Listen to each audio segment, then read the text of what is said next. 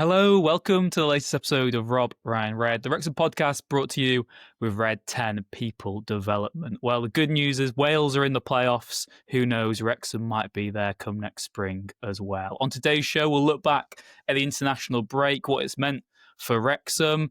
We'll look at the injury news. A key player been ruled out for 6 weeks. It could be even longer due to international commitments. That should give you a little clue. And in a world first, not done by any other Wrexham podcast, we will grade the Wrexham players based on their season so far. All that and more on today's show. And we, of course, will look ahead to the Ipswich Town match this weekend.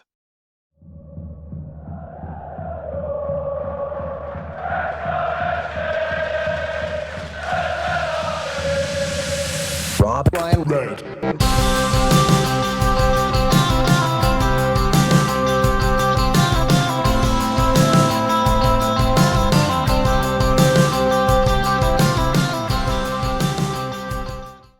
So, Nath, international break, the club football on the horizon. How are you doing?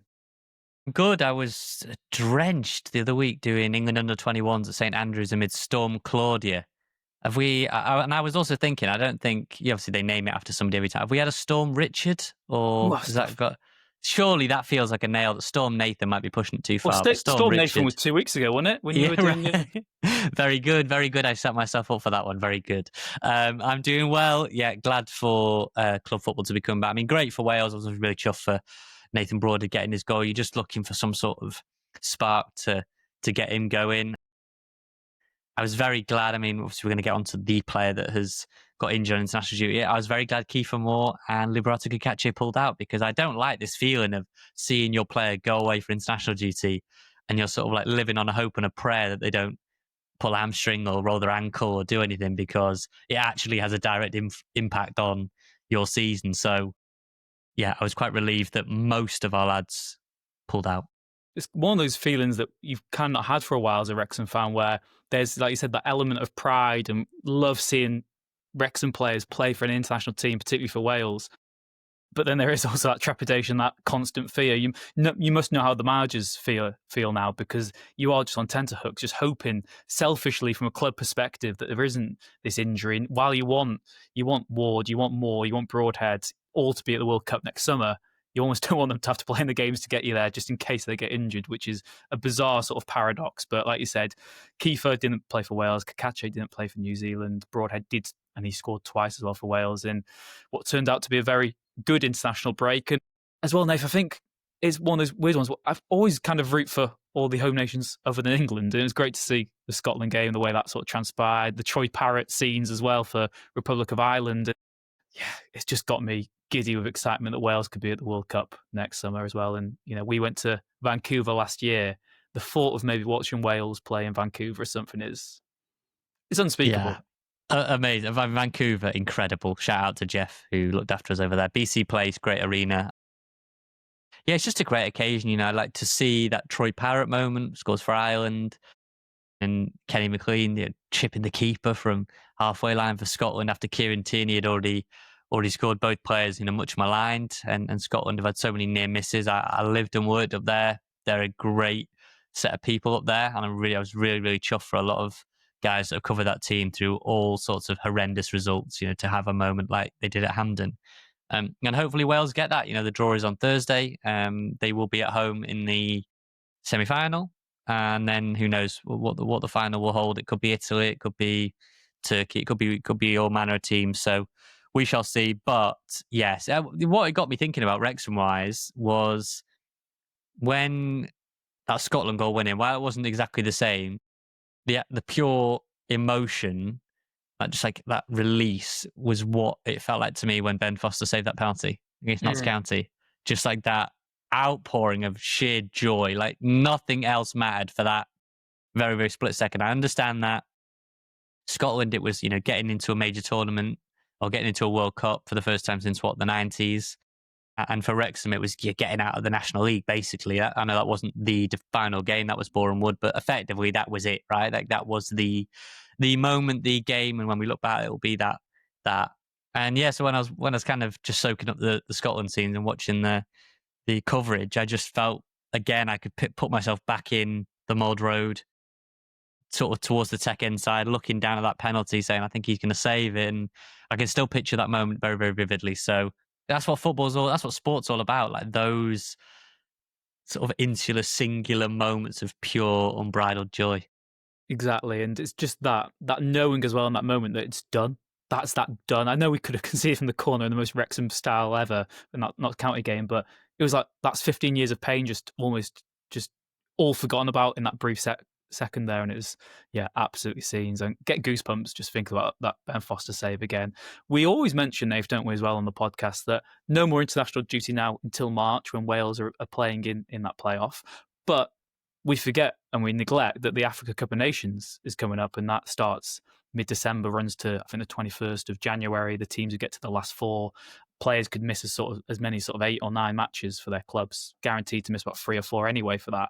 And from Wrexham's point of view, I mean, we kind of forgot about the fact that Issa Kabore could be playing for Burkina Faso at Africa Cup of Nations, and we'd be without him for maybe about a month over the festive period. But he also pulled up with a hamstring injury over the international break. Phil Parkinson has confirmed now that Kabore, one of Wrexham's players of the season, someone who's completely transformed the team, will be out for 6 weeks. And, that puts even into jeopardy his participation in AFCON. And even if he did then come back in time for AFCON, he'd get selected for that anyway, and we'd be without him for maybe 10 weeks. So it's looking like a bare minimum 6 weeks without Kabore, maybe as many as 10 weeks, 2 months without one of your most influential players. And it's really hard to even be positive about that, Nath, because I know the argument is someone's sort of, the setback for Kabore is someone else's opportunity in the starting lineup and a chance for someone to prove is wrong. But we say it every week. The wing backs are so crucial. And there is a good comment I want to read out on this shortly as well. But just a sort of snap reaction from you on Kabore's injury and how big a blow that is for Wrexham. Devastating injury. I know Kabore is not perfect, hence why he plays in the Championship and not at Man City in the Premier League. There are games where I've seen people say he's not doing enough, but you look at the games at Norwich, and there are countless games at home where he's been great. He is our pace piece. Again, I'm looking at this jigsaw, which I haven't made much progress on since last week. He is our pace, our pacey piece of that puzzle, right? Like, we don't have much pace in this team. We've said it a million times. We are looking for knockdowns. You are looking at Kabore. You are looking at Longman to drive you up the pitch. I know Barnett might come in now, and he is quick. He's not a slouch by any stretch. But to lose Kabore for at least 6 weeks, and look, if it's 6 weeks or it stretches into 7, he won't go to AFCON, right? But he is one of Burkina Faso's most important players. Pretty sure he wears the number 9 shirt. You could see it was a clear pull on the footage on his hamstring. Those don't recover quickly. And if you do have that explosive burst, you need your hamstrings to be secure and in a good position and good health. And you can't really rush that back. Otherwise, it'll go again and you're facing a similar spell on the sideline. So it is, we mentioned previously, didn't we, that wing-back depth isn't quite where Wrexham need it to be. And now we're about to find out. Yeah, I've just literally found this clip now, this message. So this is on last week's YouTube video. Like I said, Nath does reply and like a lot of your comments on there. I'd lie if I was saying that I did any of that. I do try to some weeks, but that's one of the many things Nath does behind the scenes. And we had one comment, and this is interesting, Nath, because there's a fair point to this. It goes against what we've been saying. And the user is MW234-F3J. The very catchy title. And he said, can we please stop with this in your system, your wing-backs have to be your best player thing? And they essentially say, during Wrexham's rise under Parky, the wing-backs have tended to be the weak link in the side. You look at the National League, McFadzean, Hall-Johnson. I know then we get promoted with sort of Barney and Jacob Mendy. Even sort of last season, you say Barney and Longman maybe 2 of the players that needed upgrading. And there's just this sort of what it says, if this position requires your best players to succeed, why is Parky always signing conversion projects like Barney, Luke Bolton, Ryan Longman, McLean? Could argue that Kabore and Kache are the first experienced high-end wing-backs that Parky has signed for Wrexham. I'd say that once we sorted our wing-backs out, that's when we had our success under Parky. I think that the season we didn't go up, that the wing-backs weren't functioning properly. I'd also say, just on that I think the higher up the leagues you go, there is just more scrutiny on your wing-backs as defensive pieces. And that's why they're more important this season. Because I think for the last 3-4 years, we've not sort of been saying the wing-backs have to be your best players, because you've had this obscene amount of goals in attack from Paul Mullin. You've had us just dominating teams, scoring lots of goals because we have better players. But I think now that we're at this sort of even playing field, or even underdogs to a degree against a lot of teams, and they've all got better forwards, now this is why this season there's more emphasis on your wing-backs having to be your best players, because as we saw in that QPR game, Burrell destroyed us, and that little bit of pace, every team seems to have that. So I'd say that our emphasis on wing-backs is more to do with this season, and in the Championship they have to be your best players. I don't think that was necessarily the case in sort of League One or League Two. Comment though, definitely, people will differ. I don't think we have been saying this consistently since the start of the podcast about the wing backs. I think we have been able to have better players. Like Hall Johnson was good, and it was great in non-league and was very good in League Two. Obviously, scores the goal that the stunner against Forest Green that obviously gets us up. McLean in League Two surprised some people, didn't surprise others. Was very, very good. Again, League One was solid, and yeah, I think you're. Well, I'm going to say you're right. I'm obviously going to back you to the hilt and say that we are right, but I can see that the feeling that, look, this hasn't been the case, so why is it now the case, right? Like, it wasn't previously, and back to back promotion. So why now is suddenly you guys fixating on this, and why do you guys sound like a broken record? Not really sure about the last part. That's how we sound. But the first part, I would say that there is little margin for error, where in the Championship, wide play is as important as anywhere else. National League, you just need goal scorers. You need goals, right? And we had Ollie Palmer and Paul Mullin, and we were, great in that department. League Two, it is designed that we basically had the same team that went through. Elliot Lee and everyone was great. I'm trying to downplay. I think Barney was good in right wing back. I think there have been spells where we have had good play out at McLean, and Longman has done well. I just think now you're at a level one below the Premier League, where fundamentally wingers and wide players are the difference at this level. That is just a fact. I said to you, I text you that, looking at Dan James playing for Wales, he was a difference maker for Leeds, is a fabulous player. And okay, well, it wouldn't work in Wrexham's system in terms of not going to play him wing back. I think somebody did propose that in the group chat, which I think was quickly shot down.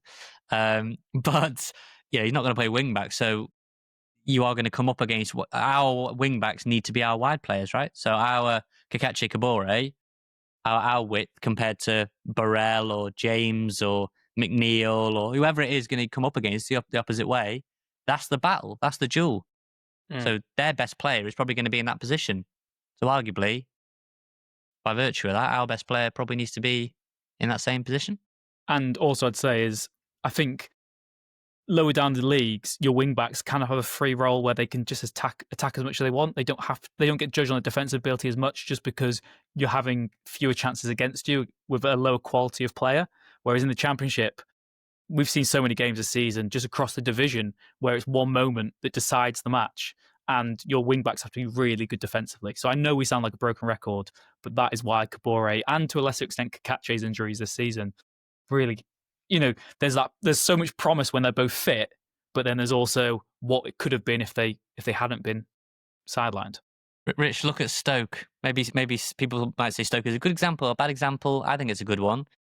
Their only goal comes from a cross from a wide area, wide on the left. Our big chance came from our wing back on the left. One goes in, one doesn't go in. Stoke win the game. There was not a lot in that game. Ultimately, it came down to the wide play. One player got very fortunate. One player was unfortunate. And that was the difference on a day where both teams weren't great, but one team comes away with 3 points and one team comes away with 0. Do you know what I mean? If Longman converts into an open goal, Sorba Thomas's cross goes straight through, doesn't get deflected by Kiefer. We've won 1-0 and we're buzzing. We beat Stoke. We've gone up to Middlesbrough. There are other ones where Longman does score at Norwich. That is obviously key, and Kabore gets 2 assists that day. these are the kind of fine margin. I know there are other ones. People might say, well, what about Lewis O'Brien and what about Ryan Hardy? And all fair points, but I do. I mean, I'm going to stand on my own opinion. I do think the wing backs are the most important they've ever been in the Parkinson era. What's the solution now then? If we're saying Kabore's out for 6 weeks, the temptation is always to say Kakache's the guy on the left, but with his own injury issues. And again, there was another comment on last week's YouTube video saying, look, Kakache didn't have this injury proneness in Italy. Don't write him off. Right now, he's got this chance to kind of rebuild his reputation. I think amongst Wrexham fans, he will have a reputation of being injury prone because we've only got this small sample size and he's been injured a lot. And you know, like I said, hopefully that this is just a quirk. Long term, he manages to put that behind him, but it still feels like there's even more pressure almost now on Kakache to have a real solid run in the team because there's that area on the right. For you right now, we're in agreement. Kakache, when he's fit left wing back, who's your option on the right? Who are you going for? Is there a standout for you? I know Longman and Barney both offer slightly different things. I would go with Barney, I think, at Portman Road, only because I think Barnett and Max have played together a lot, and maybe that familiarity.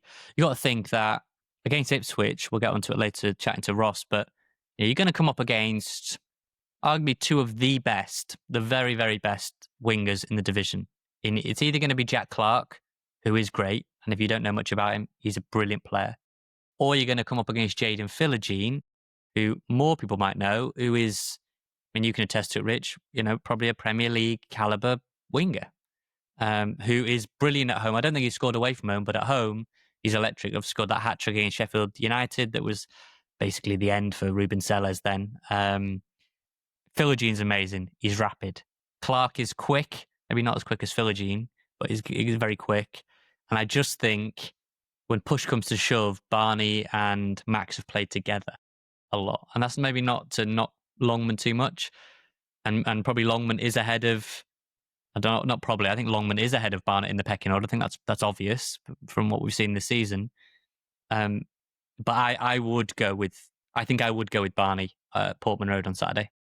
Yeah, it's a real tough one. I think maybe, obviously Longman's got more championship experience in his career as well. I think you'd say probably got a higher ceiling as a player.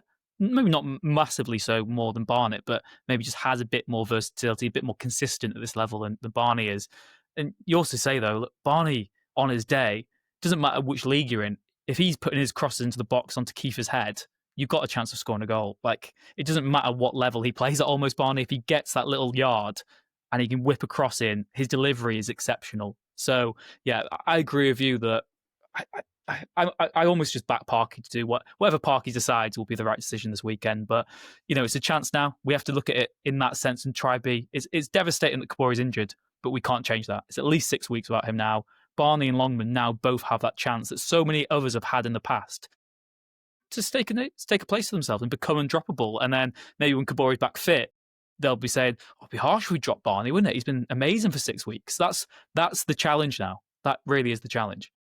Yeah, well, we'll see, because like I say, this is a period where depth will be key in players. Barney's had to be very, very, very patient. He hasn't started the season against Southampton. And it was like, oh wow, Ryan Barnett, you're straight in, and has had to bide his time ever since. McLean, let's not write McLean off. He's still got a role to play. It just shows you that one injury in a key position, it can change everything. And that's why, knock on wood, but that's why you need Kiefer to stay fit. That's why you need Kakache and Kabore and these really, really key people that you don't really have replacements for.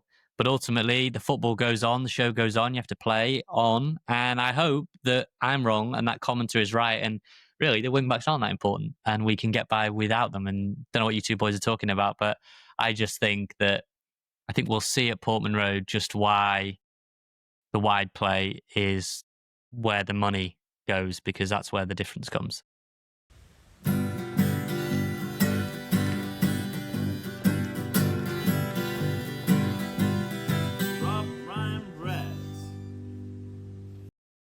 Right then, Nath, as we said on the last couple of podcasts, so further of the way through the season now, and we hinted last week that we were going to grade the Wrexham players based on their campaign so far. we're kind of doing this it's just within the context of Wrexham, not within how they've performed against other Championship players. It's looking at the Wrexham squad. Has a player exceeded expectations? Have they been below what we'd expect from them? We'll go through them position by position. We'll try to keep it as snappy as possible so we're not sort of mulling on for too long over this. But we'll start with goalkeepers then, Nathan. This has been an interesting one because you only have to look back through our clickbait YouTube titles to see we questioned Danny Ward's signing initially. We weren't sure whether he was required. He then came into the squad. He set the standard, got injured. Arthur Okonkwo has replaced him. And we will start with Arthur Okonkwo because in Wrexham's last game, the last meaningful moment of the game, it was Arthur Okonkwo who ensured we got 3 points rather than 1. Yeah, that's a stunning save. That is an A++ save. For me overall, I think Arthur's had a good season so far. I think he's obviously back end of that so far. The back end of that first third is very, very successful. Clean sheets, big saves. I've brought it up a few times in the past. The save at Millwall when he comes on cold after Ward goes off is incredible. Like when you look back to how good a save that is. The one against Charlton, it has come up with some big moments. There are other ones where it might be disappointed. You look back at the Leicester goal, you done a bit better with that.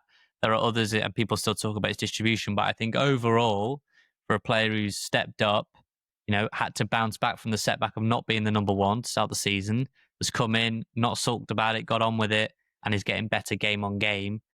I've given Arthur Okonkwo a B grade. I should say that we've kind of come to a unanimous agreement, haven't we, on the grades that we should say that we've gone for a B grade on Arthur Okonkwo.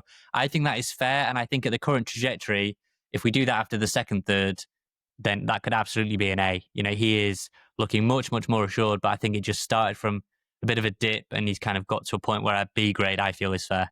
Yeah, I think it's one of those where it's sort of that recency bias with Okonkwo. He's been amazing for the last sort of month, but I remember after Norwich away, there's one shot he just sort of parried straight to the forward and they got a goal, and there's a couple of moments this season where he's been a little off it, not too commanding at times, but has got much better. And again, Okonkwo is Wrexham's, you like to say, hopeful future number one, maybe even next season, rest of the season as well. He just needs time. He's young. He's still learning on the job. He's growing as the team grows. So that's no shade on Okonkwo. I think it easily could have been a B+, but we've given him a B. Someone we have given a B+ to, Danny Ward, because, I wasn't expecting that much from him. I'm not sure we were even expecting him to be the starter, Nath, but Danny Ward, the amount of criticism and sort of just pressure and scrutiny on him and his role, I think he before the injury was really, really good. Just looked so assured and so confident at the back, and was really, really impressed with him. Such an unfortunate timing of the injury, but for me, he's got a B+. Well, for you as well. Like I said, we did agree on these. Yeah, I think he could easily have gone under with the mistake against West Brom. The second goal in particular gets beaten as near post. Played well against Southampton. Bit of a shock, went a bit more than a bit of a shock when he played against Southampton. He got the number one off Park. He clearly went for experience and really, showed people and reminded people what a solid keeper he can be. And mistakes were few and far between. I thought he was very, very solid. And like I say, Okonkwo was hard done by, but it was actually quite hard to make the case to drop Ward. I tried. Lord knows I tried on most podcasts to say drop him and put Okonkwo in. But really, and you don't really want to blame anyone for injury. That was a really just unfortunate injury. I don't think there was sort of any blame to go around that. It's just one of those freak injuries, and we wish him well. But from what we saw, which was a solid start to the campaign in a really tough set of games, I'd say a B+ is fair. But the way Okonkwo is going, that it's not shade. Both of those, B is a great grade. I wasn't saying that during my school days, but it is a very good grade. And Okonkwo is going on a right trajectory. But I think it's only fair that for what he came in, for the expectations he came in with to what he delivered, B+ is what I think is right for Danny Ward. I was a straight C student. That was that was me. C's all the way. That's all I ever got in high school and A levels and stuff, and even in uni. Speaking of C's, Callum Burton, not much more to say on him. He's been cup keeper, been fine, some real good moments, but you can't really judge him too much. He's never really challenged for a seat, sort of the starting spot we've proposed it previously and said, look, this guy is good enough if required, but he is comfortably third choice. I think C, there's not really much more to add on that one. No, I was about to say that I was disappointed that he conceded obviously the winning goal in that Cardiff game. But I watched it back. We've obviously been over this and how annoyed I was. Watched it back. Yes, it's near post, but it's an absolute bullet. I think, see, goalkeeper doesn't want to get beat at the near post. There are goals where you think, we should have done a lot better there. That one, you might have to hold your hands up and say that's an absolute bullet. I mean, what could you do to get down? And I think to have a second choice goalkeeper, to have a sort of a backup goalkeeper that is a steady Eddie, that is dependable, is good. Managers, that's what they want, right? To have a third choice goalkeeper that is also first team caliber, steady Eddie, can come in and do a job, is dreamland stuff. So in terms of our goalkeeping unit, I'm trying to think of many of the sort of, I don't know, obviously everyone's third choice goalkeeper, but that is a role that is much derided. Especially at Premier League level, people say, well, that's the easiest paycheck going because you never play. You just have to be a good guy around the place, just sort of come in for training, never play, pick up your paycheck, celebrate on the pitch whenever you win anything, and on with your day. But if they are ever called upon, you get a bit jittery. I don't feel that with Burton. So yeah, couldn't give him any lower than a passing grade. Move on to defence then, and we've got an A here, we've got an A plus, and we've got an F. We'll start though with Callum Doyle. This one might be controversial, Nath, because he's been really good at times, but he's also been quite disappointing at times. And I think you have to factor in the level of expectation with Callum Doyle and the money paid for him when we're making this grade. No, he's technically the most accomplished player in the team, if not at least the most accomplished defender in terms of pedigree. His background, his training, his quality. Come in for a big price. Man City have a buyback option, don't they, on Doyle? So it kind of shows how highly he's rated. And I mean, we've given a D. We were kind of and ahhing on that, whether it was going to be a C- or a D. I just think for what I expected, and I remember that night against Preston in the Cup, I was like, wow, Callum Doyle is going to rip this league up. We've got an absolute diamond. Sorry, Lewis Brunt. I don't know how you get back in here. Max, we don't know what's going to happen. Obviously, we'll then eventually get Hyam. Obviously, gets sent off against Oxford. That's really disappointing. Parky wasn't happy with that decision. Fine. Comes back into the mix. Is on the bench at Portsmouth. We get a clean sheet there. And I say this with all due respect to Dan Scarr, but nobody would have had Dan Scarr the day Callum Doyle signed. No one would have had Dan Scarr sort of usurping him into the first team and keeping him on the bench. And I think that's both a testament to how well Dan Scarr has done, but also maybe how it hasn't quite worked for Doyle. Just doesn't seem to have found a rhythm, found a groove that others in that back line have, and a cohesiveness. And I think I've been disappointed with Doyle because I know there's so much more to come from him. So that's why I've gone for a D grade. Yeah, and I reckon by the end of the season he'll be in our strongest lineup, and we'll have revised this, and there'll be an A, if not a B, if not an A. Sorry, I think he's clearly got more to give. He's just right now not quite settled. Still very early days in at a new club, so this isn't us writing him off saying he's not going to be good enough. What a dreadful sign or anything. It's just saying right now we expect a bit more. He's not quite delivered.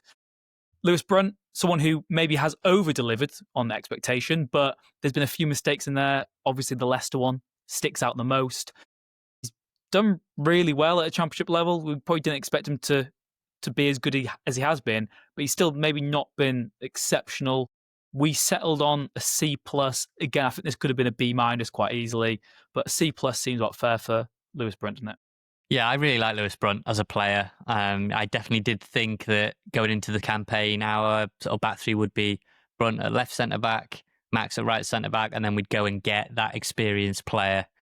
See, that started off with Conor Cody, and eventually we moved on to Dom Hyam. But, had it been Hyam and the sort of two youngsters either side, that is what I would have envisioned going into the campaign before a ball was kicked. Hasn't panned out like that. We've had a bit more surgery to the back line, but yeah, I mean, like I say, the Leicester one, we're nitpicking really because just for a bit of variety on the grades, and to, some players do deserve a bit of a night and day difference. A couple of defenders coming up too. But Brunt's been fine, and it was a real shame to see him go down in that game at Middlesbrough.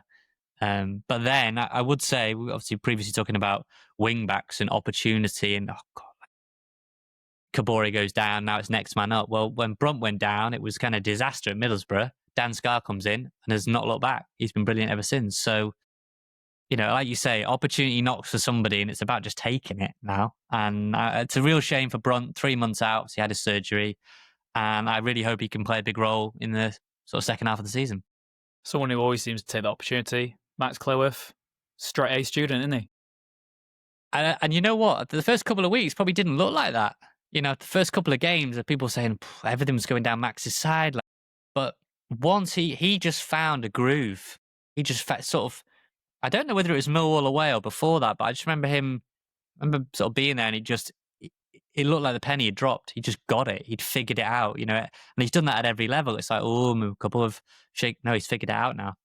And it was always a case of like, just let him figure it out. He's done that at every level. And I think he's showing you just how good a player he is and why other clubs will be watching him very, very, very closely, because no matter what you throw at him, he just seems to figure it out. So I think anything less than an A for Max, who has been with us all the way from that first game of the Park year at Solihull to now, the most recent game. And obviously the upcoming one, he'll be in the starting line against Ipswich. To have that level of consistency right the way through is largely unheard of, and for a young player as well, and for one of your own to do it. So straight A for me. Solid report card. Quite annoying though that you can be as good as Max Cleworth and there's still someone who plays in the same position as you who's just that little bit better. Dom Hyam, A+, Nave. We always seem to, when we talk about the Rob Brown Red bingo card, you mentioning Dom Hyam played every minute for Blackburn in the league last season has to be added to it. But wow, what a player. So again, quite unassuming as a signing. I think we debated, would he even be in the starting lineup? Like, where does this guy fit in? How foolish we were. What a player. Yeah, I mean, I do love that fact that he played every minute for Blackburn in the Championship. That is a great fact, and it will keep being brought up as the season goes on. He is one of them players that when I watch football at any level, work or for fun or whatever, certain players make other players relaxed. And that's what he does. He makes other people around him relaxed. And I think Arthur has benefited immensely from having Hyam in the team. I think Scarr has probably benefited. I think everyone has benefited from having Hyam back there, because his mistakes are so few and far between, and he's just very, very, very composed. Got a great deal of poise. He isn't fazed by the moment. He's been here before. Someone play that Blackburn stat again. And I don't know, from your point of view, like you say, we went in with not really sure what to expect. We had that Blackburn fan on saying, but, he's pretty steady Eddie. I think steady Eddie's probably underselling how good a player he is. Yeah, absolutely. It's again, I think it's the context of the team you're playing in at times, and maybe there was moments in that Blackburn team where he wasn't getting the spotlight on him. But with this Wrexham team and the way we're set up, it just feels like he's the perfect fit for what Parky wanted back there. And, we said at the start of the summer that if there's one position in the squad you wanted a little bit of experience, and you just wanted someone who could have been a bit more of a mature player, it would have been that central centre-back. And Dom Hyam has a wealth of experience at this level, obviously played at international level with Scotland as well. And he just looks so assured. He's been there and done that. And again, that is so important in the context of this Wrexham team, that a lot of the players who've shone the brightest this season have just been players who have been in the Championship before. They've been here, they've done that. Like you said with Max, it took Max a couple of months to get up to speed, to learn what he can and can't get away with. How much time do you have on the ball? How physical are the contests? What type of players you're up against?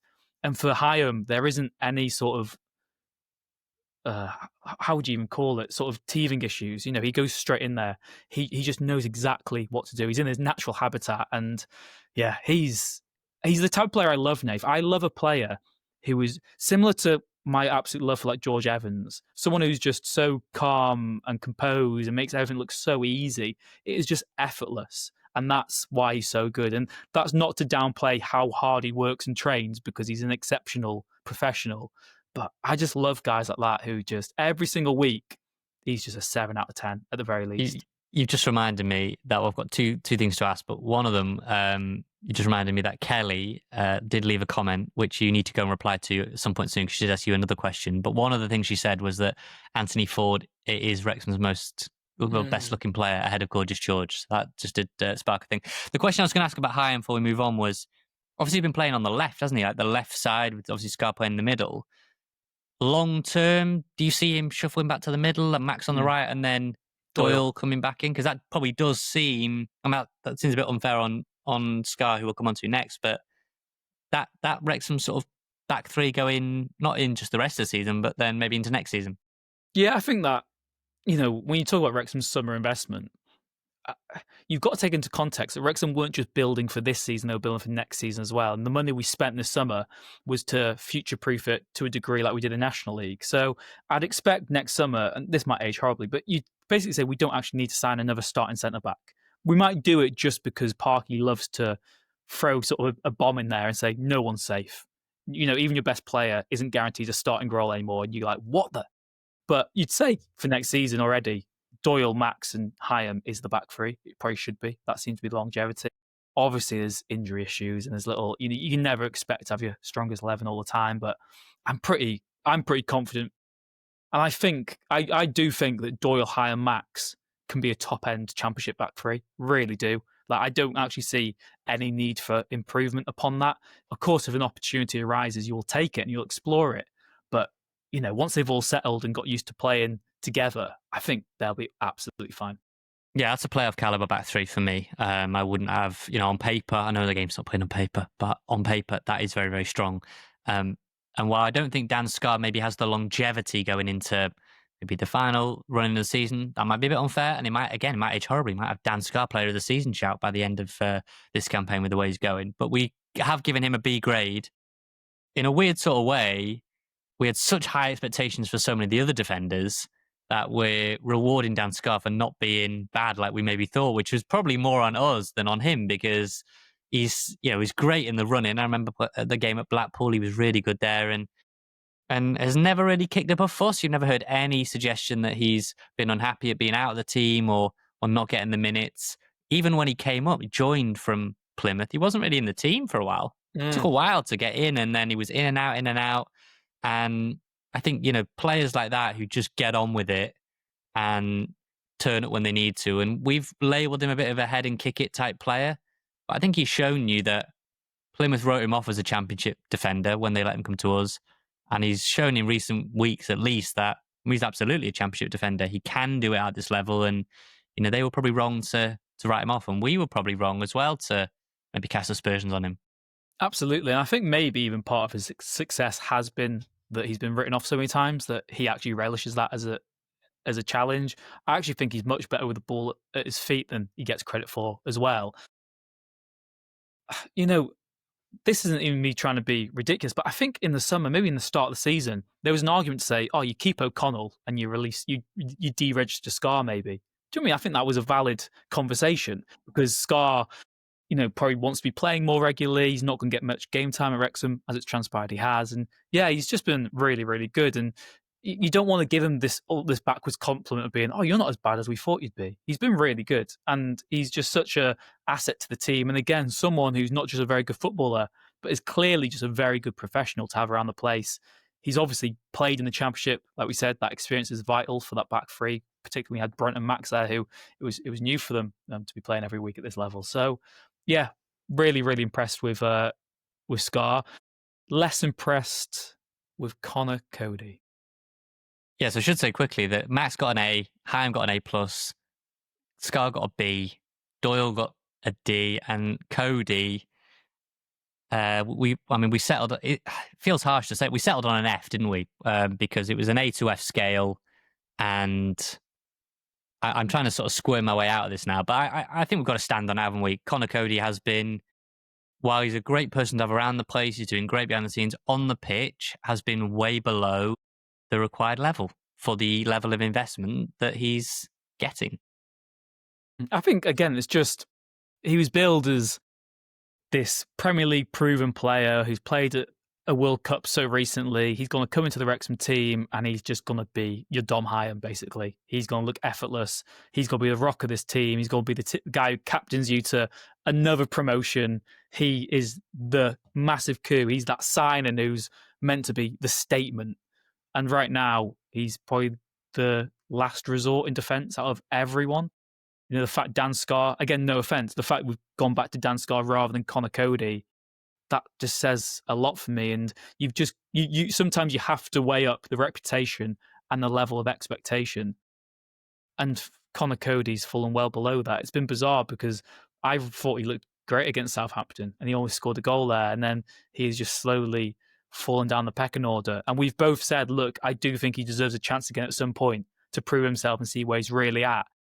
But based on what we've actually seen and based on the fact he's not getting a look in now, he just has been really, really underwhelming and a real disappointing signing. Yeah. Not really. People saw QPR, people saw Cardiff. Really, really tough. And, other players have played poorly in those games, but I think it shocked me. And the thing is, we were warned. We laughed in the face of Leicester fans who were like, you'll see. It's not going to, he's not the player that he once was. And I laughed in the face of those people. I was like, yeah. We've got what we need. We've got the experienced player. And ultimately they were right. Obviously, we've seen that story, we mentioned it the other week, about Wolves looking at maybe a coaching role. He's clearly working towards that now, doing his A license. Don't get me wrong, great player to have around the place. Max is learning from him. Hyam, everyone will be learning from him. But on the pitch, I think he is the bottom of the barrel in terms of the sort of hierarchy of centre backs. And so for that reason, and for the level of remuneration he's getting, it's been a real major disappointment. Right. Let's move on to wing backs then, Nath. Pick up the pace a little bit, I suppose. Yeah. And conveniently, that's what the wing backs do. Kabore, like we said, he's been such a good player for us. And when fit and when firing, has been the stand-up player in those games. You think of Leicester away as well, where he was out ball all the time, just completely transformed us. Norwich away, of course, with his apex so far as Wrexham player. We've gone for a B on Kabore. There's still been a few games where he's not been quite there and not hit the heights of, you wouldn't say he's been our best player this season, but I think a B's fair for him. Yeah, I think it's fair. Like I say, that wingbacks are always, and wingbacks, whatever, they're always going to have up and down games. Portsmouth was quite recent. I think both he and Kikachi really struggled to have any influence in games like that, and that is a bit of a worry. But there are more good points with Kabore than bad, which is why it's a real shame that he's injured. So B is the grade. Kache, B-, similar to Kabore. We've seen how good he can be, but it's just been a case of availability for him, hasn't it? Yeah, I said about you don't want to penalise players for injuries and such, but it does feel like it's been so stop-start with Kikachi. Great when he comes in, and then he's out for a game or two. He's back in, it's great. Then he's out for a game or two. So just need a clean bill of health, and I've no doubt his talent's not in question, just his fitness. So a B-, I think is about right. James McLean, a C. I think that's fair. He's not played as much as he would have liked to, but he's made some real good contributions, hasn't he? And his delivery into the box has been crucial so many times. He won the penalty effectively for in the Charlton game that gets us 3 points. He sets up O'Brien at Millwall away. That's such a good ball. That's such a good ball. And like I say, he has come up with some clutch moments. He said himself he's not enjoying it as much at the minute because he's not playing. Understand that. And he is, I don't know if you saw his thing that when he put the day job gets in the way of boxing training. So he's clearly a bit frustrated with how things are going. But when he has been called upon, he has delivered moments. And I think for that, anything less than a C would be really unfair, I think, on McLean. We'll move over to midfield then, Nathan. Again, we will pick up the pace here just to move things along. Should we start with the very best midfield? Yeah, so we're 2 players on an A, Josh Windass and George Dobson. Dobson's a funny one because I've seen so many comments that are like, he's been bang average, he doesn't pass the ball forward. Others saying like he's been phenomenal, like easily our player of the year. So that's been really interesting to me.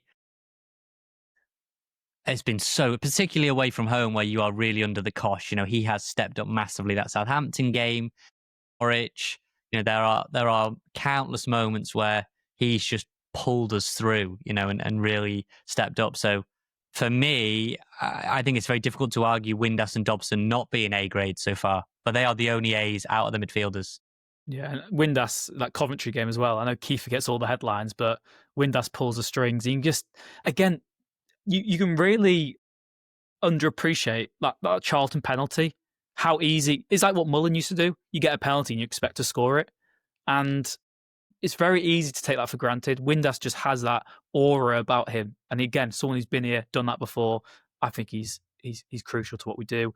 We'll move then on to the Bs. We've got a B plus for Matty James and a B for Ben Sheaf. Matty James, I think his class has just shone through when required. I know he's not everyone's cup of tea, maybe not someone who should always be in the starting lineup. I think the fact that he is less mobile and he's a bit more static in possession, he doesn't shine as much as someone who runs around like Dobson does. But Matty James, he just brings that calmness and composure to midfield, and he just makes the right decision most of the time as well. Something you can't underrate. And Ben Sheaf's had a few difficult moments, hasn't he? But yeah. I think we'd all agree he's been a very good signing. I was just going to say that Matty James is benefiting in a weird way from the Scar syndrome of like, he probably won't be very good at this level. And then it was like, no, he's good. He played a lot of times for Bristol City. He's very good at what he does. Like, if you just make them do things that they are good at and not make them do things they're not very good at, it sounds very simple, but Matty James, if you're not asking him to tear it around the pitch and just sort of sit in there in a compact midfield three, he's great. So I think B+. Yeah, Ben Sheaf, it just feels like it took a while for the wheels to get turning, just kind of get going. But you saw in the Coventry game, and there have been more recent games where he does look really classy. The Norwich game as well, the way he was spraying passes about. So 2 A's, 2 B's, one player on a C, one player on a C+, and one player, or I guess he was a wing back, but one player on a C-. So you pick any of those. O'Brien, Barnett, and Longman are the 3 players. Yeah, one's got a C+, one's got a C-, one's got a C. I reckon we start with O'Brien. C+, again, we know that he's probably our best all-round midfielder, and he can do a bit of everything. But in recent weeks, it's just there's been some glaring misses that you can't ignore. I reckon some would give him an A grade, I reckon some would give him an A, most would give him a B. Maybe we've been a bit harsh, but as you just mentioned, and I'll throw it back to you because I've interrupted you, the misses, like they would have given you cost, they would have given you sort of precious points. Yeah, and I think as well now, what's odd with O'Brien is since we've changed formation again and gone back to the 3 and then the 1 behind Kiefer, he's not, again, we had this argument, I think, last week. There's some people who say he shouldn't be in our strongest lineup when you've got that, when we're hypothetically putting that together. It's just it's a difficult one right now. And he's a very good player. I think B-, could easily have gone for, maybe even the B. You just maybe expecting a little more again because he's someone who's come from the Premier League. Swansea fans were saying, look, this is someone who could be playing in the Premier League right now. And again, you're just seeing that little bit of maybe lack of confidence in the final third, overthinking things at times. He'll come good. He'll be one of our best players this season, no doubt about that. We've got Longman and Thomason both on C's. Thomason as well, forgot. Yeah, that sort of sums him up. That's my bad. I didn't even see him yet. Thomason on a C as well. Longman and Thomason, not got a lot to say. I think both have shown moments of promise, flashes, but I think overall the start to the season for them has been pockmarked by defensive frailty, I would say. I think those moments stand out more than maybe their good moments, which is a little bit unfair. Thomason particularly was hung out to dry, I think, by playing left centre-back in that Cardiff game. That really stands out as a bit of a sore point. But at Middlesbrough, fans were chanting his name off. So again, he feels like one where we haven't even scratched the surface of what we can get out of him yet. So yeah, first, third, C, but I think that he will probably trend upwards rather than down. So we move on to the last one, that category, and it's Ryan Barnett. C-, just maybe looked a little lightweight at times. Like we said, there's an opportunity now, real good opportunity for him to change our opinion. Get this run with Kabore out of the team, and his delivery into the box is probably still the best out of any Wrexham player. But maybe just a little underwhelming for Barney because he'll be watching with envy, I think, at times, at how much Longman's played compared to him. Yeah, and this is his chance though now. if he gets it, this is his chance, and he can absolutely do what Dan Scarr has done, and can absolutely do what Matty James has done, and others who've stepped into the team seemingly written off. I'm not saying Barney's necessarily been written off, but you would say he's become something of an afterthought. I mean, I remember at Millwall where Parky went to Max at right wing back. I think instead of bringing Barney on, it was like, oh, okay, right. So, when the going gets tough, he doesn't necessarily want to turn to a more lightweight player like Barnett. His delivery is, not in question. Has never been in question. He is more of an attacking threat than a defender. C-, that's mainly because of lack of opportunity. He's going to get that now. The window is open with Kabore getting injured. Yeah, let's see. Move on to the forwards then. We've got our highest grade on our second lowest. Where do you want to start? Positive or negative? Congratulations, Ryan Hardy, for your... Kiefer Moore. I mean, we've given him an A-star, top of the class, head boy. Quite literally. What do they say in valedictorian? That's what they say in America, don't they? Whatever it is, all the awards, he gets them. Arrived to us, supposedly washed, never going to stay fit, can't score goals. All these Sheffield United fans are driving to the racecourse, yada, yada, yada. The perfect Parky player has looked exactly that, right? Has looked perfect for this particular manager in this particular system. And yeah, I couldn't be happier. To see a Welsh international and just an all-round very nice bloke. Sort of stick it to people that had written him off. So yeah, no one in Wrexham had written him off, I know that, but he's been phenomenal. And the Coventry game will, even though I sort of threw my toys out the pram, will live long in the memory for Kiefer Moore, I'm sure. Yeah, there's nothing more to add to him, really, isn't it? He is just perfect for this system. And again, this will bring us neatly onto another striker shortly, but it's about how the player fits into the system, what you're trying to do. And we've got another forward who is technically a much better player and probably the best footballer in the Wrexham squad, but doesn't quite fit the system at the moment and doesn't quite have that position and that confidence. With Kiefer, we play to his strengths and he's perfect for us. A-star, like you said, that was probably the easiest grade we've given anyone. He's just the best. We'll move next on to Sam Smith. C+, we've gone for Nath. He's worked really hard. We've been saying that he deserves more minutes and he didn't always quite get them. He makes chances. He always seems to give it a go from the bench. He's in one of those positions where, because he's not starting the game, he maybe doesn't have the same pressure on him, but he still has just lacked that little bit of cutting edge and doesn't quite look up to the standard we need maybe as a reserve striker in the Championship. Yeah, obviously a lot of people have been crying out for him to play more. Obviously, he started the Cardiff game and was kind of getting flogged with the service that was into him. It's difficult. You come off the bench, he's slow, you're not at the speed of the game, and you're expected to just pop one in and be that difference maker. It's not always easy to do that, especially when you're coming on so late in games. You can see that the reliance on Kiefer is heavy. The workload, the minute load that's been put on Kiefer is extensive from Parky, because he knows that outside of that, there is a drop-off with everyone else. Whether that's a significant drop-off or a minor one, there is a drop-off with everyone. And it's funny, Sam Smith getting a C+, but Nathan Broader getting a C-. I think that's, you're just looking at those two players through different lenses, because I think they've probably been very similar in terms of what they've actually delivered on the pitch. I'd say Broadhead's delivered more, certainly, than Smith. Arguably, again, right, the expectation was higher. Right, exactly. So that's what I'm saying. You're looking at one going, well, he comes in for 2 million, gets you out of League One, and it's like such a bit part role, it's quite difficult to judge. The other one, it's like, this guy should be a world beater, come in for 7.5 million, would rise to 10 if Wrexham end up winning the Champions League or whatever Parky said it was. It should be doing more, even though it doesn't actually fit the system, where Sam Smith is a more kind of orthodox number 9 behind Kiefer, the classic backup striker. So it's funny how, probably one has done more than the other, but has got a harsher grade. Yeah. Again, we've spoken lyrical on Broadhead. Everyone knows the feeling. We love him. We think he's a brilliant player. We're not writing him off whatsoever. He's still very early into his Wrexham career. We made that Rathbone comparison with last season, that look, we'll judge him at the end of the season and the end of his time at Wrexham. But right now, he just doesn't seem to have a clear role in the side. Very difficult to argue he's a starter in this Wrexham team. I know Parky might say, well, every player in the squad's got a role to play and he's a finisher. He's not a starter, he's a finisher. But, for 7.5 million, I think you did expect someone who would be the catalyst, the talisman of this Wrexham team, doing what Windass does, doing what Moore does. But right now, he's just kind of a luxury super sub. and he's not always delivering when he gets that. So C-.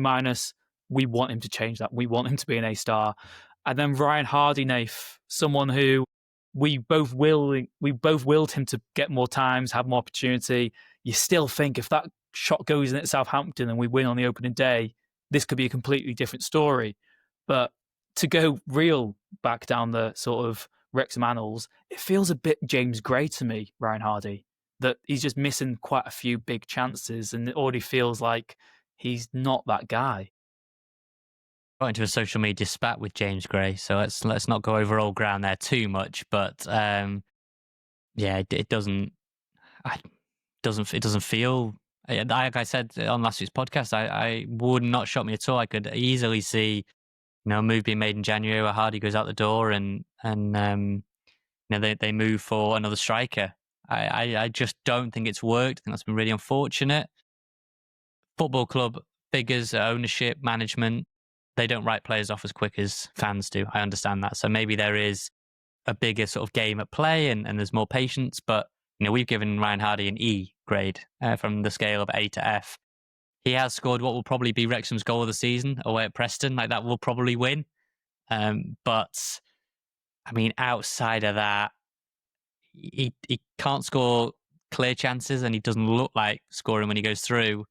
We mentioned that about Lewis O'Brien, but there are other elements to Lewis O'Brien's game. Hardy is there to score. As a striker, you are judged on your goal output. And right now, his performances don't merit minutes. And that might sound harsh, but got to call a spade. And I think this has been a signing where in the summer he joined, he already got replaced when they went and got Kiefer. And I think they need to go and get another striker, which a lot of people in the comments on YouTube, Rich, said they would want a target man. So they sided with you, which is unfortunate for me. But, if we're talking about another striker, Ryan Hardy joined in the summer. So what does that tell you about how he's got on?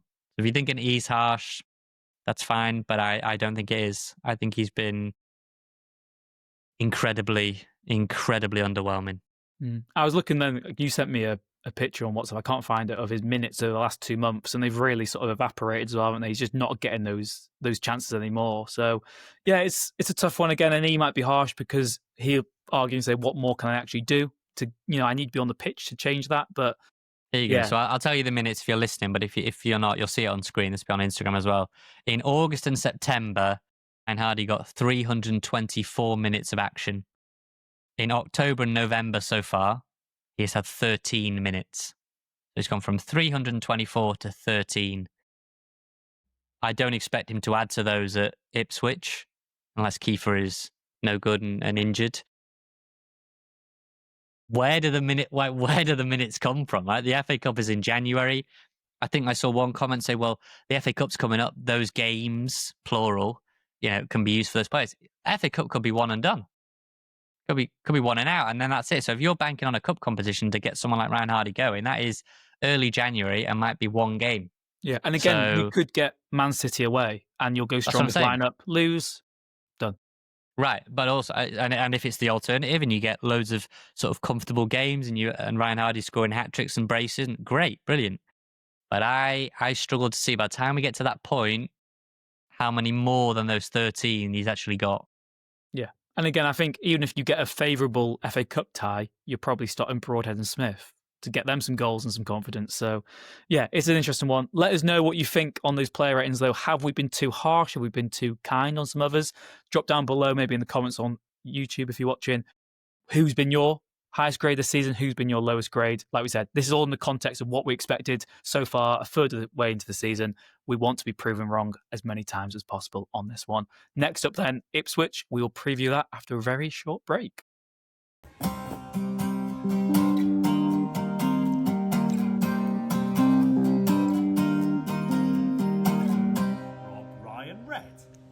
Rich, so I thought I would get on a familiar face, Ross, who came on to talk about Nathan Broadhead, East Anglia Daily Times, photographer, all-round podcaster, reporter, does a bit of everything.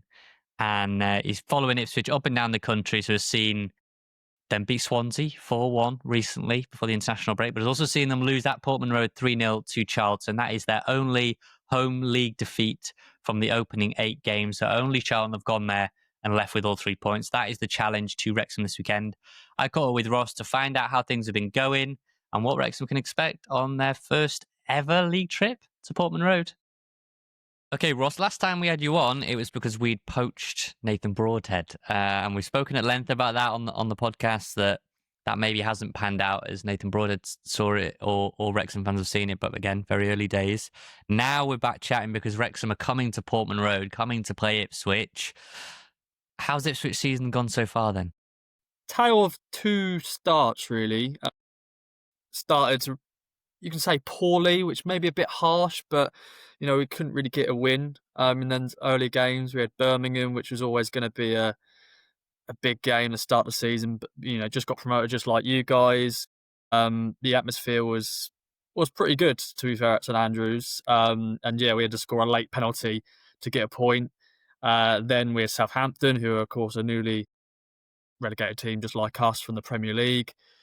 That was another tough game. That was a draw as well. They went to Preston, lost against them, drew against Derby, and we were like, okay, what is going on? And Town fans think, oh, we're going to be the next Luton Town, back-to-back relegations after back-to-back promotions. Thankfully not. I think, McKenna's had time for, players to gel, as they say. We made a lot of signings, a lot of players leaving, Broadhead, as you mentioned. And players just had the time to bed into the team, and they're up to speed now, sort of stepping up, getting some, key goals. We battered Sheffield United 5-0. Jaden Philogene scoring the hat-trick there. And that was sort of the kick-start of the season, really. It went, here we are, here's Ipswich Town. And we've had a few little wobbles here and there, but overall, we're in better shape than we were at the start of the season. I think, from the outside looking in, it was always going to be fairly tricky. Sam Morsey, the captain, goes. Liam Delap, the main striker, goes. Amari Hutchinson, the number 10, goes. Yeah, key part of the spine or most of that spine is gone, right? It's just disappeared. Even though you spent big money on someone from Denmark, I think, wasn't it, from Midtjylland? It's always tricky to kind of just get people to hit the ground running. That's always the hope, especially for the teams that got the parachute payments. I think the saving grace for Wrexham is that I was looking at the form guide. You've played 8 games at home. You've gone unbeaten in 7 of those. But you did lose. You have lost at home. Wrexham are going to Portman Road knowing you can lose a game. You did lose to Charlton. What specifically did Charlton do that, or did you guys beat yourselves, do you think? What went so badly wrong in that one? Oh, yeah, that was a tough night, I'll have to admit. You know what, Portman Road, we struggled for a while. Like in the Premier League, we won once, funny enough. Before the Sheffield United game, we hadn't won in the calendar year in 2025, but thankfully we won 5-0. And since then, it's been, a place to go to watch football again. Kieran McKenna, has played some great football, and Portman Road was always the golden ticket. If you were able to go to games at Portman Road, you always get an entertaining game. And yeah, the Charlton game, bit of a one-off game, really. First half, we should have been 2-3-0 up. We were cruising, creating so many chances, just as the cliche, you just couldn't, score those chances, which was frustrating, really. And then Charlton came out of the blocks, and they scored. Town defensively were just poor, and it was just a freak 15 minutes where just Charlton just were on top, got their goal, scored a second, and Town players, they just were beaten. And then Charlton made it 3. And it was really bad atmosphere, to be fair, really bad, because it's very rare. I know we were getting beaten heavily in the Premier League last season, but that was against the likes of Man City, Spurs, Arsenal, and Liverpool and stuff like that. But it was against a newly promoted team in Charlton, which I went into that game not thinking, oh, this is going to be an easy win, because Nathan Jones sets up his team very well. But yeah, it was a bit of a wake-up call, a little bit, for the team. Like, okay, this is not good.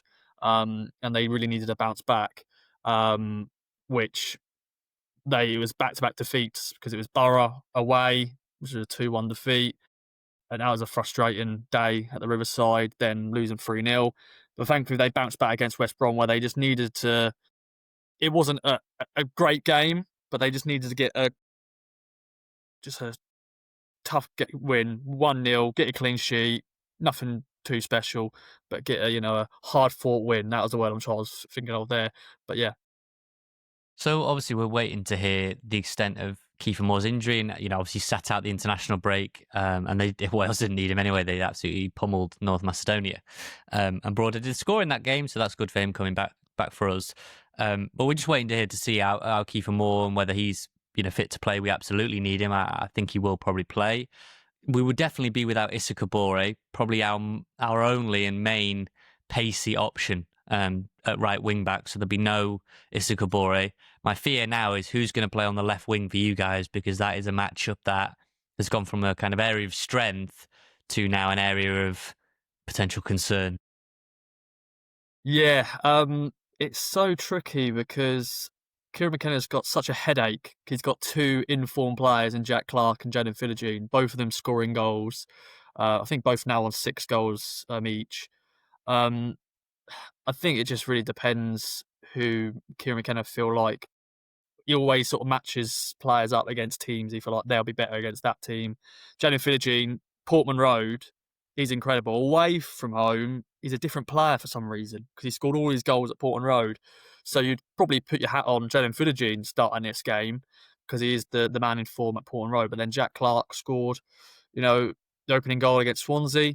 So I think I don't like the sound of I I don't like the sound of either of those options. They both sound bad to me. Do you know what I mean? That you're talking about two great players who, if things had gone a bit differently, might have got a Premier League move. If they were at the bottom end of the Premier League right now, you wouldn't look out of place. I don't like either of those options without Kabore. So we shall see. And I will say, I've never done Portman Road as a fan. I've been there many times for work. Obviously, met yourself and various colleagues there. I did the first game for work with Amarin's era when Man United went there. And when Ipswich score, it's a bit cliche like in every ground, but when Ipswich score, that place can get rocking. I do feel like, I don't know in the games you've seen where Ipswich have struggled, maybe home or away, does feel like that first goal is going to be absolutely key to Wrexham, gaining any sort of control in the game. Yeah, very much so. Sometimes the crowd can go very quiet if the opposition score, like any crowd once again. But there was a few comments, it was the last month where McKenna said, it was a difficult atmosphere because of just, I don't know how the game was panning out and a lot of frustrations in the air. Once again, this team was still, not clicking.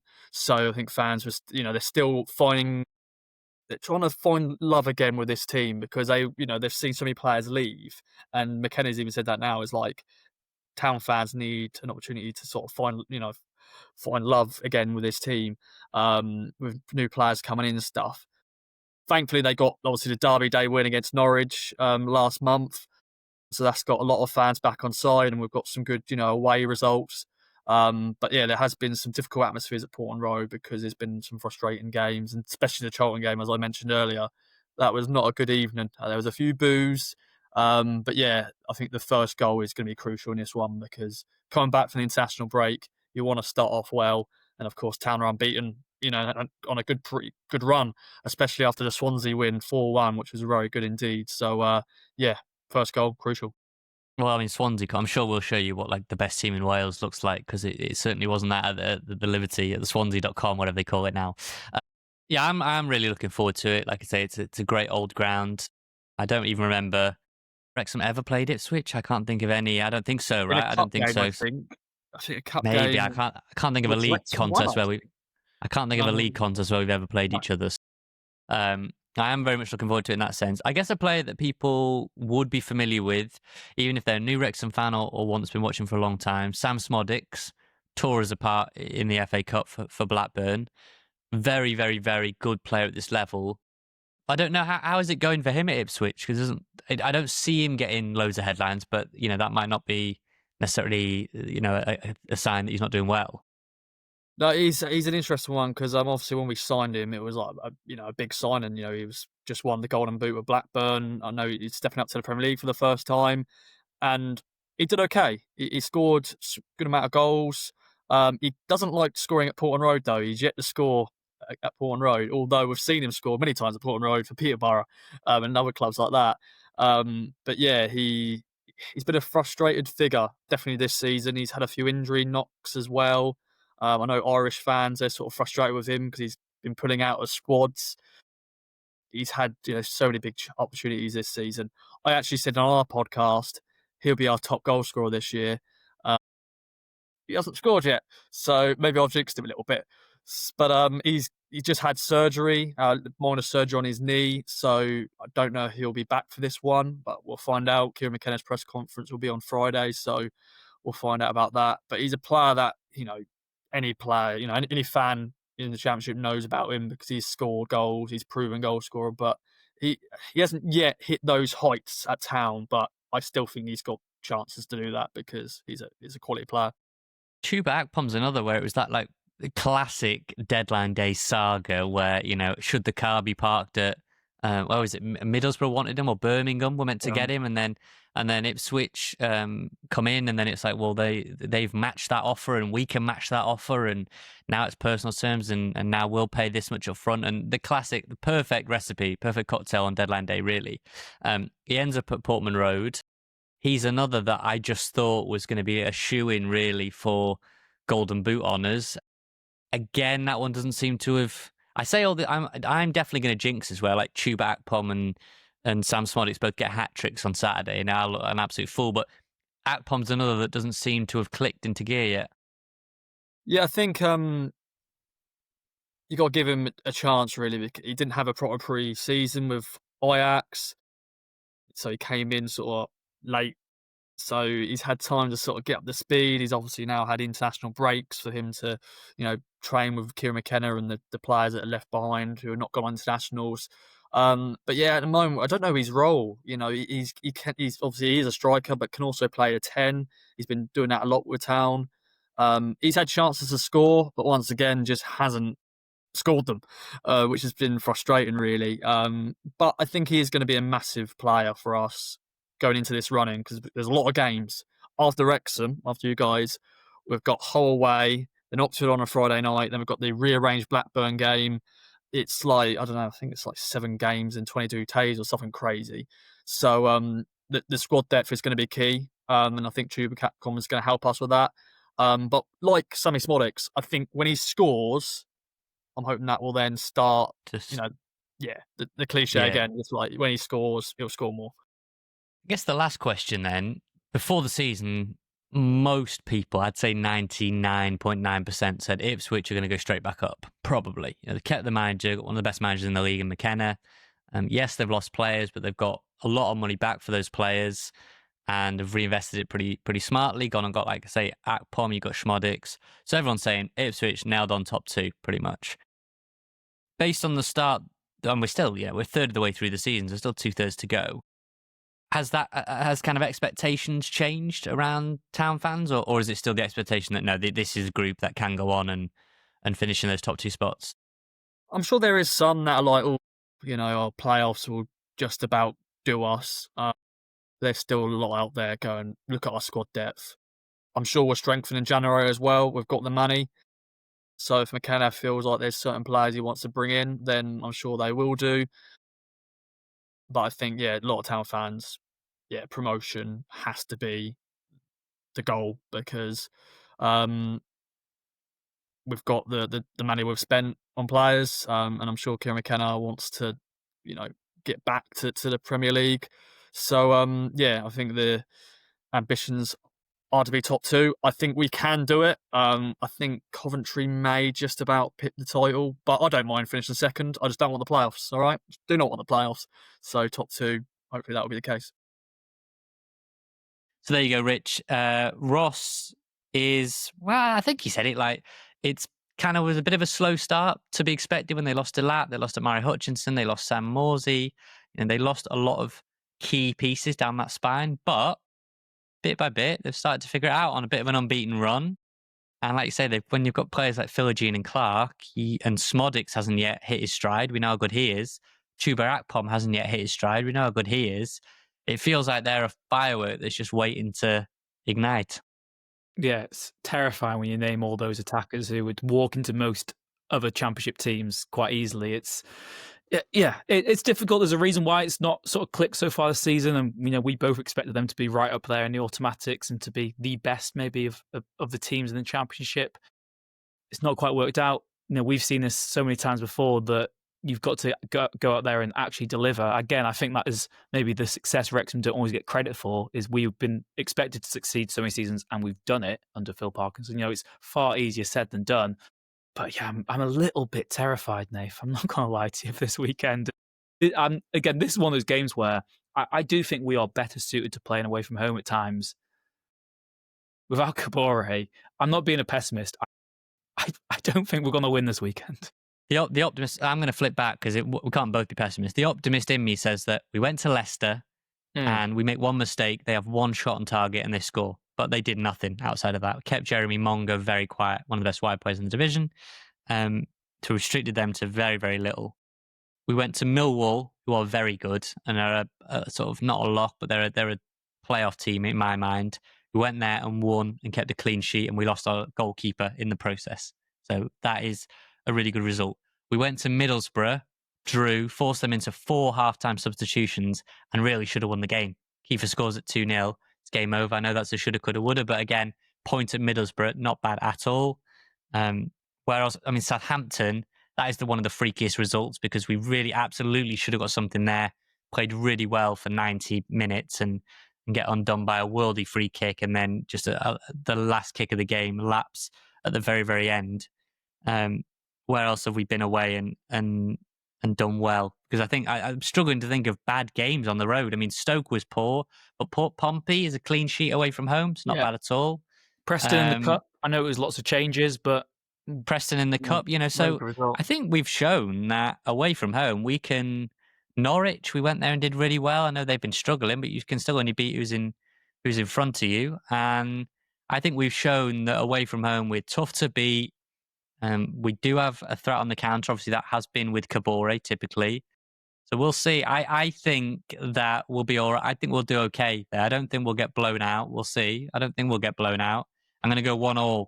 I think a 1-1 drop at Ipswich to come out the international break would not be a bad result at all. Oh, not at all. And yeah, anything would be a bonus to me this weekend. It's one of the games where I'm sort of putting it down. They've got so much individual talent that I'm not going to be annoyed if we lose. But like you said, I think we can get something from the game. Right now, because I've got a little bit of man flu, as you can tell by my voice, I'm the new face of man flu this week. I'm going to say a narrow Ipswich win, but that's not being negative. I don't think that's a bad result, even if that happens. I think we have got enough to get something out of it. It just, again, depends on more, doesn't it? Because if Kiefer's not fit to start, I just don't really see what we're doing. I hate to say, I'm going for a narrow Ipswich win. You're going for a point. I'm going for a point. 1-0. Yeah. We'll see. Yeah, I'm looking forward to the trip. I'm looking forward to the trip. I'm going down with my sister. She hasn't done an away day for a while. So yeah, long old trip. There'll be 2001 Reds. 2001 tickets, fine. But yeah, I'm looking forward to it. A special ground, great history there. Enjoy it. It's very close to the train station. Anyone who is going by rail. And yeah, I just think, we're playing Ipswich. Last time I went there, it was Ipswich Man United for work. Now it's Wrexham, and I'm in the away end. So it's there's worse places to be on a Saturday for sure for Wrexham than Ipswich. Yeah, exactly. Our trips to the sort of east of the country used to be Kings Lynn away, and now we're playing Ipswich Town. And we've come so far so soon. Just enjoy it. Whatever happens this weekend, if you want to have a drink, sing your heart out, back the boys, make some noise. And then Sunday or Monday, come back to Rob Brown Red when we preview Bristol City as well. I know lots of you want the 2 episodes a week. Some of you want no episodes a year. Sadly, it will be 2 episodes a week. We will be back on Sunday. And yeah, we'll look forward to Bristol City, see what happened at Ipswich. Thank you very much, Nath, for joining us once again and probably editing all this podcast as you always do. Yeah, I do love. One of my favorite things is the sign off of you thanking me for joining, and I'm the co-host, I believe, so I'm always here. I'm always joining. Yeah, but I appreciate the. You're like the is it the co-founder of Wikipedia? That's incredible. If anyone's not seen that clip, by the way, I don't know where I could point it to. I might even link it in the. Can I link it? It's just a tweet. I might link it. An interview with the Wikipedia co-founder who hates being called co-founder. One of the biggest belly laughs I've let out for a while.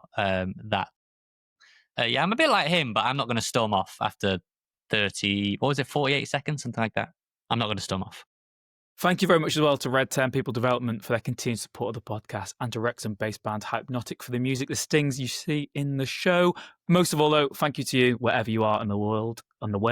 We really do appreciate you tuning in, commenting. Like I said, we do read them all. We get back to as many as we can, but it is literally me and Nath. We do the podcast, we do the socials, we do everything.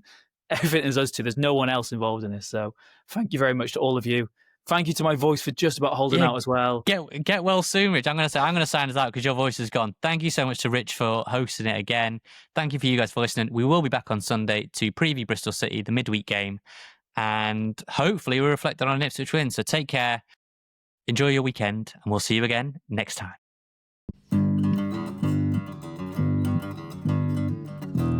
The Wrexham AFC podcast with Nathan Salt and Rich Faye.